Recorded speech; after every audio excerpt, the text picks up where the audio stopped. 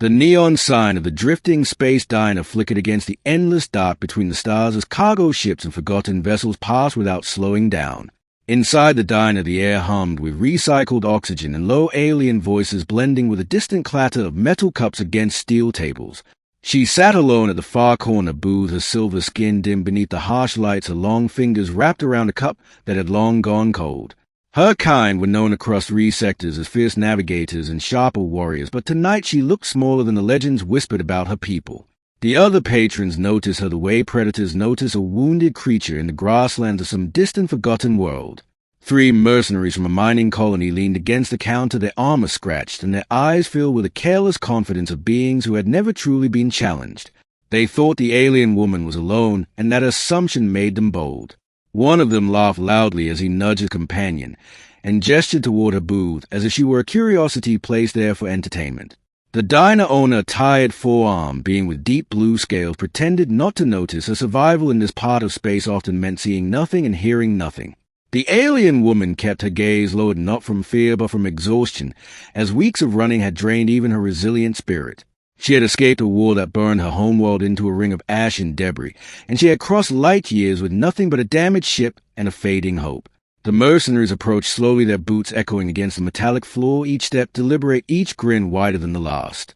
They surrounded her booth, casting long shadows over her fragile piece, and one of them placed a heavy hand on the edge of her table. He spoke in a tone dripping with mock kindness, asking where a lonely traveler like her might be heading in such dangerous space. She lifted her eyes, and for a moment the room felt colder as a gaze carried the weight of a fallen empire and unspoken fury. She answered quietly, telling them she wished only to finish her meal and leave without trouble. The men laughed again, mistaking restraint for weakness and silence for surrender. One of them reached toward her shoulder, his fingers inches away from touching her luminous skin. That was when a chair scraped softly across the floor behind them. It was not a dramatic sound nor a loud one, but it carried a strained finality that caused the mercenaries to pause.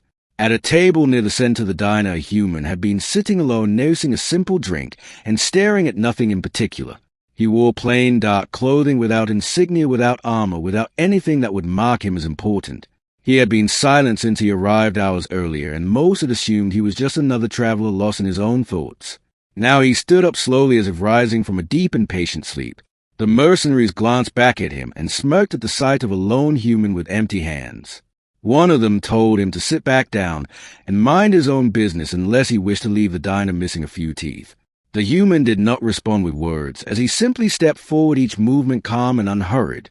The alien woman watched him with confusion, as humans were rare this far beyond the core systems, and rarer still were those who interfered in matters that did not concern them. The diner grew quieter as other patrons sensed a shift in atmosphere, like animals feeling the tremor before an earthquake. The human stopped beside the booth, his presence unassuming yet somehow immense, as if gravity bent slightly around him. He looked at the mercenary whose hand hovered near the alien woman, and then he looked at her. His eyes held no fear, no anger, only a steady clarity that unsettled those who met his gaze. He spoke at last, his voice low, and even saying that she had asked to be left alone. The mercenaries burst into laughter once more, though it sounded thin and now edged with irritation rather than amusement. The largest of them stepped toward the human towering over him and asked what he planned to do about it. The human considered the question for a heartbeat, as though weighing options in a quiet internal calculation. Then he answered simply that he would stand. The words seemed almost meaningless, yet the way he said them carried a weight that pressed against the air. The mercenary swung first, a quick punch meant to end the matter before it began. The human moved with startling precision, shifting just enough for the blow to pass through empty space.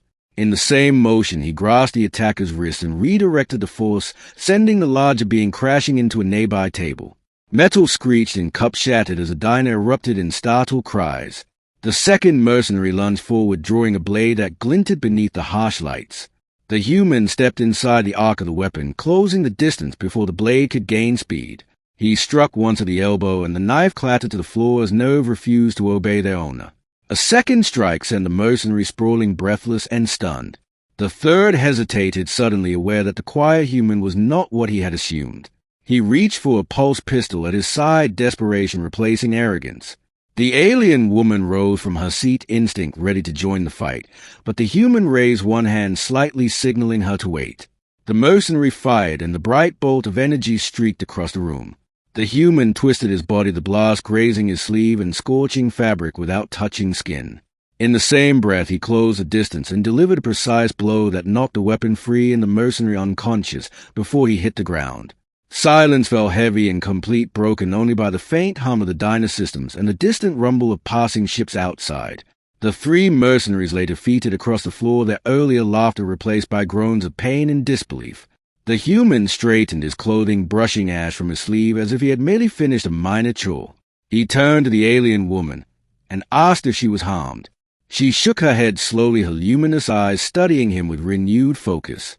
She had seen warriors trained from birth fall more clumsily than these men, and she sensed that the human had held back.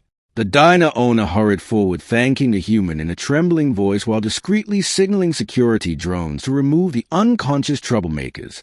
Other patrons watched with a mixture of awe and caution as stories of human resilience were known but rarely witnessed so directly. The alien woman stepped out of her booth, standing face to face with the one who had intervened. Up close, she noticed faint scars along his hands and a stillness in his posture that spoke of long experience. She asked him why he had stood up when no one else did. He considered her question with the same calm expression and replied that someone had to. She searched his face for pride or expectation of reward but found none. Instead, she saw a quiet conviction that unsettled her more than any display of dominance could. She introduced herself as the last surviving navigator of a shattered fleet, her voice steady despite the weight of the confession. He listened without interruption, as if her story mattered in a universe that often reduced lives to statistics. When she finished, he nodded once, acknowledging both her loss and her strength. He told her that he was simply passing through as well, though his eyes hinted at deeper currents beneath those simple words. She asked his name, and he gave it without embellishment, without rank or title. It sounded ordinary, and perhaps that was the most extraordinary thing about him. Outside the diner, a storm of ionized particles began to swirl as a nearby star flared unexpectedly, bathing the station in waves of unstable energy. Warning lights flickered along the walls, and the hum of the systems grew strained. The diner owner cursed softly, explaining that the flare would disrupt shields and navigation for any ship caught in open space. The alien woman stiffened as her vessel was still docked with damaged stabilizers barely functioning.